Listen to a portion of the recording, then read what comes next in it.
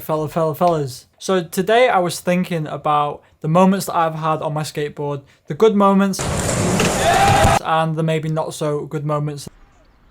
And I figured I would make a video that covers both of these times on a skateboard. Alright, so naturally I'm going to start off with a negative time on my skateboard.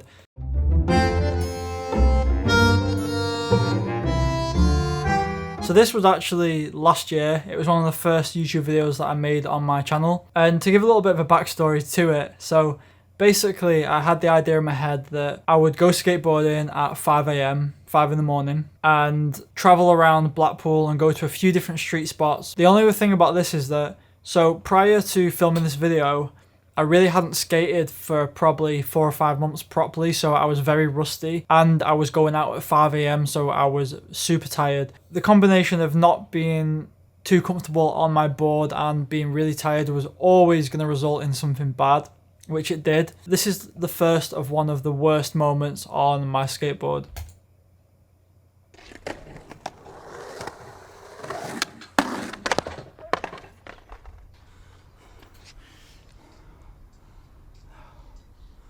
Well, I think it's safe to say session's come to an end. The thing that I didn't want to happen, happened. Oh fuck, that's massive. It's probably a scar, that. I'll have to get up. It was definitely a scar. Maybe see hopefully it's just a minor cut, but we'll see. Hopefully it's just a minor cut, but we'll see. It ended up being a massive scar on my mouth. You can probably see it now. Wait, where is it? There. It's permanently damaged my mustache. But anyway, so basically what happened there was I was trying to gap over the fun box or the pyramid and 5-0 down the other side of the hubba. On this attempt, I ollied over the pyramid, went to go for the 5-0 and kicked away, and as I landed on the floor, I kicked my tail super hard, or I landed on my tail and it just flicked up and smacked me in the face. I remember being in like real shock. It felt that like someone had just like punched me in the mouth. I was just in the car park of the skate park, just filming myself opening my mouth. It's like a second mouth.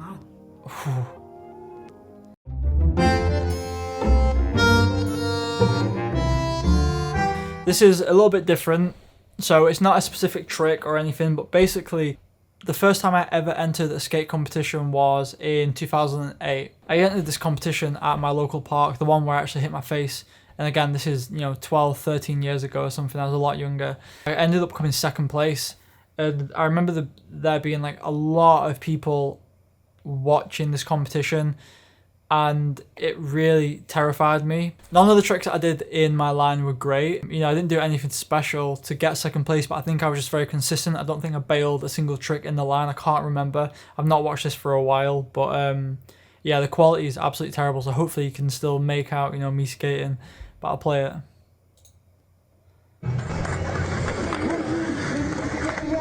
Ooh, air the hip. You can just hear how many people there is talking and shouting.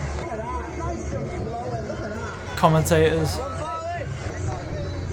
kickflip fakie, pivot, 5-0 down the hubba. And then at this point you just hear, so my friend's actually filming the line, and you hear my other friend in the background go, "He's got to do a big trick." I didn't do a big trick. 15 seconds left, got to do my last trick here. Front disaster on the quarter pipe. Got a couple of years, so well done.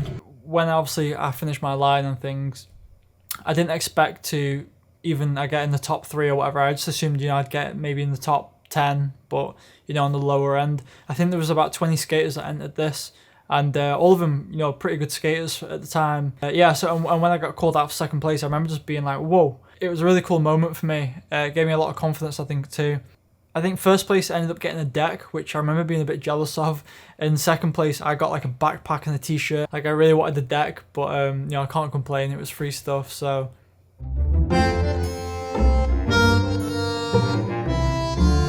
This is from 2013, I think it was. Basically, it was Go Skate Day at my local indoor skate park. For some reason, I had it in my head that I wanted to rock roll on the vert wall.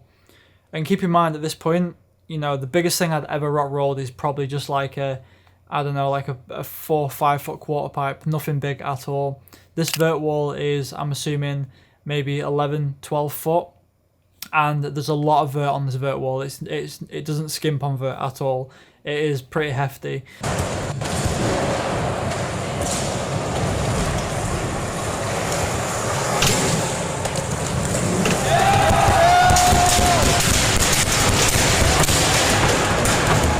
Yeah, that was cool.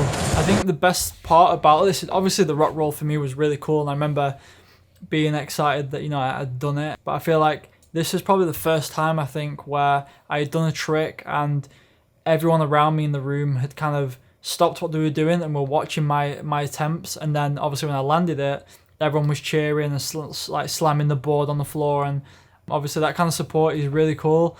And I think that is probably the first time I ever experienced that, you know, like myself doing something that people were like shouting about. And yeah, it was a really cool moment.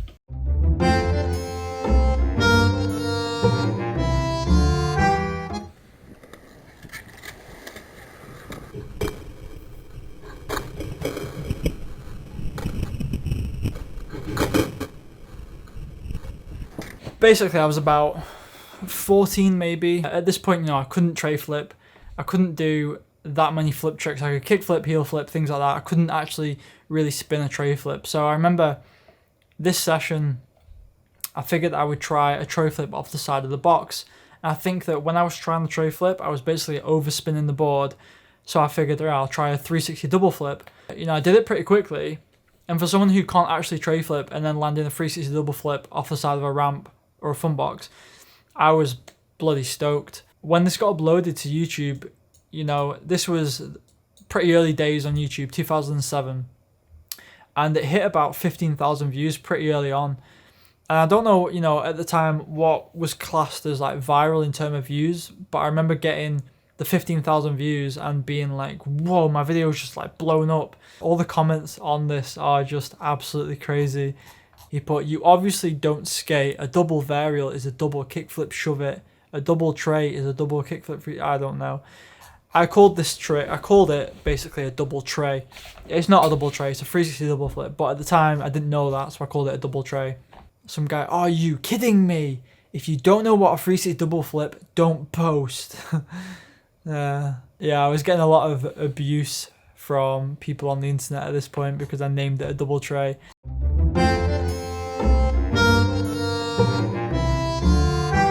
A lot of these just seem dead stupid. Like, when I think about them now, they're just absolutely stupid tricks. But at the time, they were massive moments for me. When I think back to the good times on the skateboard, a lot of it is from progressing when I was younger. And this is one of the cool moments, which again just seems stupid. So I'll play the clip. Alright, so it might not seem like much. I'm actually ollieing off the toilet's roof at my indoor skate park.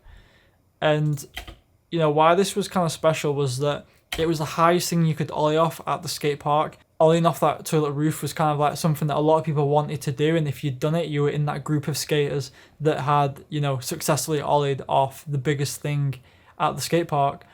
You felt like you were a part of this like elite club that had ollied off the toilet's roof.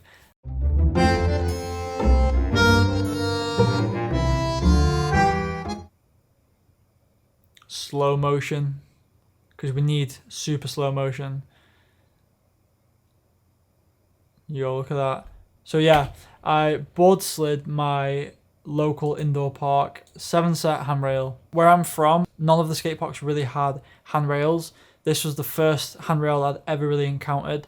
And you know, a 7-set handrail isn't that small really. It's not massive, but it's not kind of like beginner friendly, or it's not a handrail you would really learn tricks on because it is quite big. Again, this is another session after school where I went to the skate park with a trick in mind that I wanted to do. And then yeah, so one night I did go to the skate park and I was thinking, I'm going to board slide that handrail. If you check though, I was wearing knee pads, big thick knee pads, because I remember every time that I'd get onto the rail, I would kick out and just slide away on my knees. That really helped me kind of overcome the fear of the handrail and learn it. But yeah, I don't think at this point I was I couldn't really boardside much. I could boardside the flat rail and not much else other than that. So yeah, this handrail was a massive step up from what I could do. Something happened the week after this though, which was quite, in a selfish way, quite frustrating for me. One of my friends found out that I boarded this handrail, and it, you know, pushed him to then want to do the handrail. I think, you know, at that age, a little bit of jealousy or whatever, being like, you know, he boarded the handrail, so I want to board the handrail. On one of his attempts, he shot back and ended up breaking his shin and leg in a few different places. I remember hearing about it on the day or the day later, that he had tried to boardside the handrail and broke his leg.